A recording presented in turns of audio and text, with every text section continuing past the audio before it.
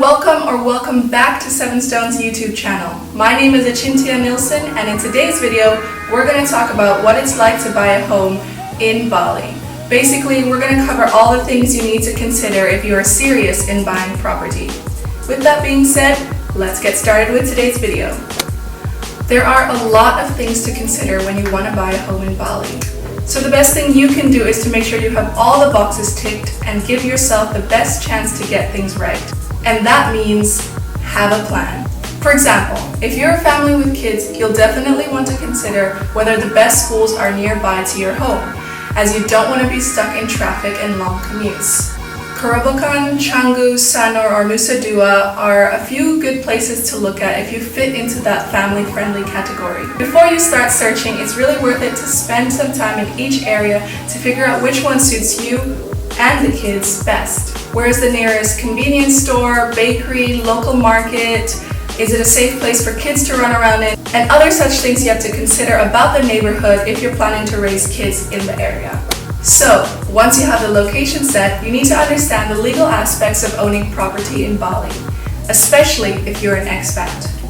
Our suggestion is to consult a real estate lawyer or get in touch with a reputable real estate company to give you that preliminary introduction. So let's assume you've narrowed down the options to being family friendly. It's close to an international school, there is a local market nearby, you're comfortable with the legal title. Now it's time to start searching for what's available in the market that fits those criteria. But here's where we'd like to give you a quick heads up.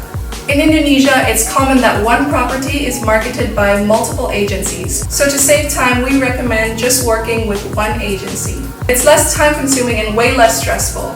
There are definitely a few to choose from, and it's not a one-size-fits-all, so go with whoever you feel is looking out for your best interests. So let's say you found a home that you really love, it's in an area that your whole family is crazy about. Now it's time to move forward. So the next question is, how to make sure you close the deal. We always recommend you make a formal offer to the owner. It's a powerful tool that shows the owner you're serious.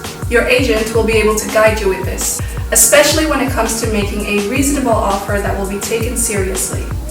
In this offer, you should also make it clear how you expect the transaction to go, step by step, all the way to the final settlement. It is so much easier when everything is clear and upfront like this. Stay open-minded.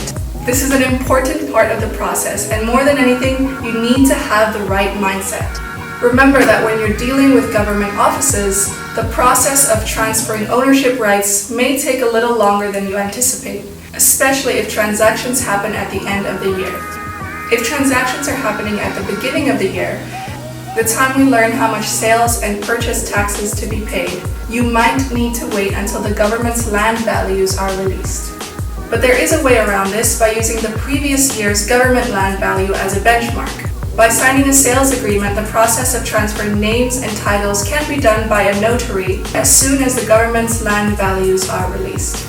It's worth noting that leasehold transactions are more straightforward. Once the deal is done and you're ready for handover, you want to make sure that you can move comfortably and quickly. If you're buying furnished, it's easier, but if you're supplying the furniture, make sure you have the delivery dates set and clear. Most homes in Bali have swimming pools, so make sure that the pool itself is clean and all the pumps, water tanks, and filters are working as they should.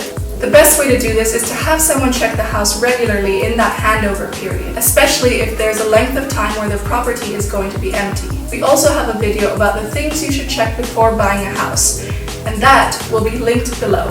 Things to make sure you have before or during the handover include everything related to billing, like water, garbage collection, electricity bills. Also need the contact details of a good plumber, the water filter company, a reputable repairman, and the banjar head. The bottom line is the more information you get, the better.